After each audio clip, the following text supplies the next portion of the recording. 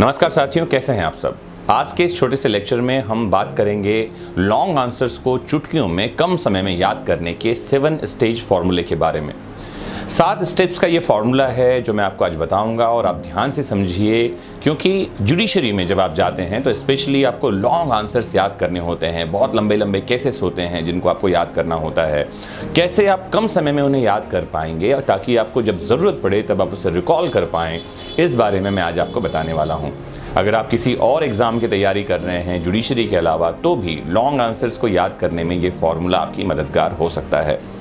तो सबसे पहला जो स्टेप है वो है किसी शांत जगह का चुनाव करें। जब आप पढ़ रहे हों तो पढ़ने के लिए फोकस चाहिए। फोकस के लिए शांत जगह चाहिए, शांत मन चाहिए। तो शांत जगह, पीसफुल एरिया का क्या मतलब है? जहाँ कोई आपको डिस्टर्ब ना करे।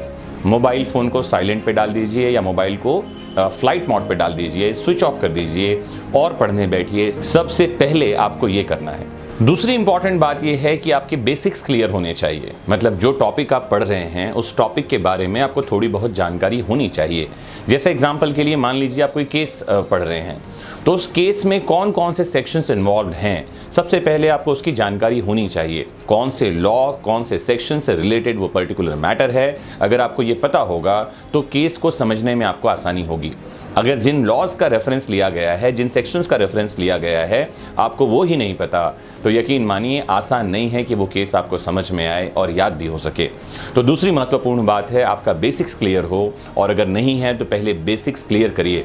ये जो लेक्चर्स आपको मैं YouTube पर प्रोवाइड करवा रहा हूँ, इसमें बहुत सारे लेक्चर्स बेसिक्स से रिलेटेड हैं। बहुत काम की बातें जो आपको पता होनी चाहिए in order to understand law and legal language. तीसरी महत्वपूर्ण बात, आप जो कुछ भी पढ़ रहे हैं कोशिश करें उसे रियल लाइफ से कनेक्ट करने के लिए। रियल लाइफ के एग्जाम्पल बनाएं, रियल लाइफ के एग्जाम्पल चुनें और रियल लाइफ से रिलेट करके उसको पढ़ें। अगर आप ऐसा करेंगे तो आपको याद करने में आसानी होगी, आप उन बातों को याद कर पाएंगे।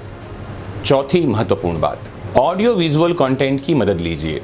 ऑडियो विजुअल कंटेंट क्या है? जैसे मान लेते हैं आपने कोई एक टॉपिक पढ़ा और उससे रिलेटेड वीडियो अगर आपको हमारे चैनल पर मिल रहा है तो उसकी मदद लीजिए, उसको सुनिए, उसको देखिए। क्योंकि अगर आप बार बार सुनेंगे और देखेंगे तो आपकी मेमोरी स्ट्रांग होती चली जाएगी और जब आप पढ़ेंगे चीज़ों को तो एक बार में समझ में आएगा। तो AV की मदद लेना, ऑडियो विजुअल्स की मदद लेना आपको चीज़ों को मेमोराइज करने के लिए सक्षम बनाता है। जैसे अगर आपको याद हो कोई एक मूवी आप देखते हैं तो मूवी देखने के बाद उसके गाने, उसके डायलॉग्स आपको याद हो जाते हैं। उसके 2 कारण हैं। पहला कारण तो ये है कि आप ऑडियो विजुअल्स की मदद से उसे समझते हैं, और दूसरी बात यह है कि हर एक चीज़ को अपने रियल लाइफ से आप कनेक्ट कर रहे होते हैं। तो ऐसे में आपको याद करना, मेमोराइज करना और समय पर रिकॉल करना आसान हो जाता है। 5वीं महत्वपूर्ण बात, लॉन्ग आंसर्स को टुकड़ों में याद करिए। जैसे मान लेते हैं कोई एक आंसर है जिसमें बहुत सारे सेक्शंस, बहुत सारे लॉज या बहुत सारी बातें हैं, तो कोशिश करिए उन्हें छोटे छोटे टुकड़ों में याद करिए। पहला टुकड़ा याद कर लीजिए, उसको रिवाइज करिए, दूसरा टुकड़ा पढ़िए, तीसरा टुकड़ा पढ़िए, और जब आपको लिखना होगा तो उसे अमालगमेट करके, इकट्ठा करके एक साथ लिख लीजिए।